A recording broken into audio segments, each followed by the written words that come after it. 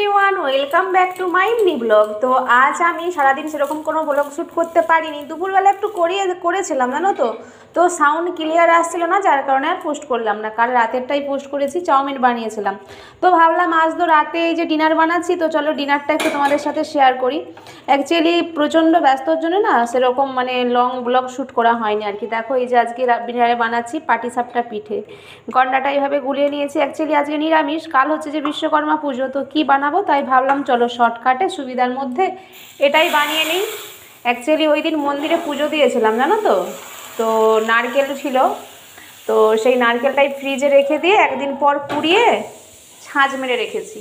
তো একদিন পাটিসাপটা পিঠে আর চিনের ফুলুরি বানিয়েছিলাম, তো কিছুটা রেখে দিয়েছিলাম, অনেকটা হয়ে গেছিলো বলে অল্প করে করেছিলাম, গ্যাস অম্বলের সমস্যা তো আর কিছুটা এই যে নারকেলের ছাঁচ আছে, তো সেটা দিয়ে এই যে পাটিসাপটা পিঠে বানিয়ে নিচ্ছি। এখানে যে 3টে বানিয়ে নিয়েছি।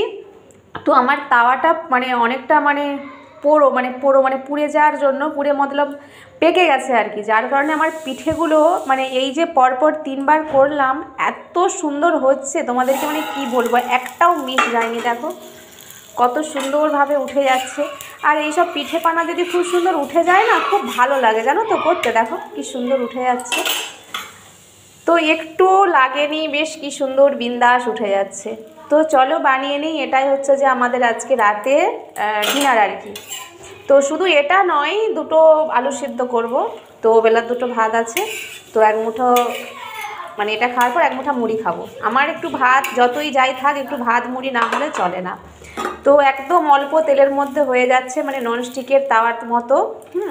এইভাবে বুলিয়ে বুলিয়ে ভেজে নিচ্ছি পিঠেগুলোকে।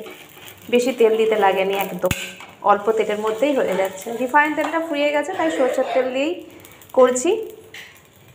তো এই যে দেখা যাক কটা কি হয়।